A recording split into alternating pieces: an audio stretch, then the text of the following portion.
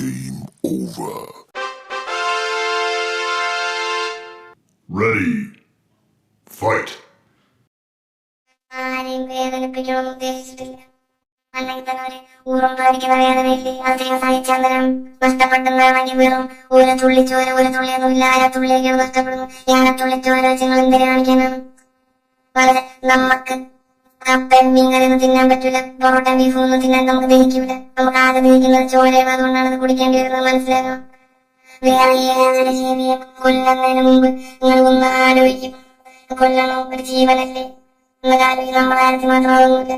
ഒപ്പന കളിക്കുമ്പോൾ എന്റെ കുടുംബക്കാരൻ നേരെയുള്ള സന്ധ്യാപം മുറ്റത്തിറങ്ങി എന്നിട്ട് അടിച്ചടിച്ച് കൊല്ലുന്നത് നമ്മളെ പിള്ളേരെ.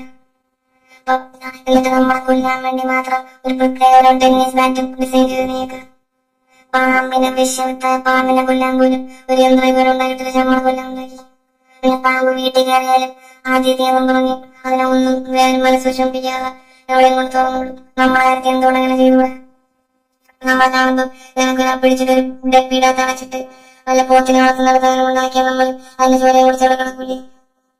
നമ്മളെ ഇഷ്ടമല്ലേ? മമ്മൂടിപ്പാട്ട് വളർന്ന ഒന്നും ഇഷ്ടമല്ല. നമ്മൾ എന്തുകൊണ്ട് ഇടയ്ക്ക് ചില ഡിസീസുകൾ പരത്തി പോകാറുണ്ട്, അറിയാതെ മാരകമായ ഡിസീസ് ആയിരിക്കും ചിലപ്പോൾ. അതിപ്പോ മനുഷ്യന്മാര് വളർന്നില്ലേ? കോവിഡ് പോലത്തെ മനുഷ്യന്മാരെ വരുത്തി എന്നിട്ട് അവരെ നിങ്ങൾ ടെന്നീസ് ബാറ്റിൽ അടിച്ചു കൊന്നില്ലല്ലോ.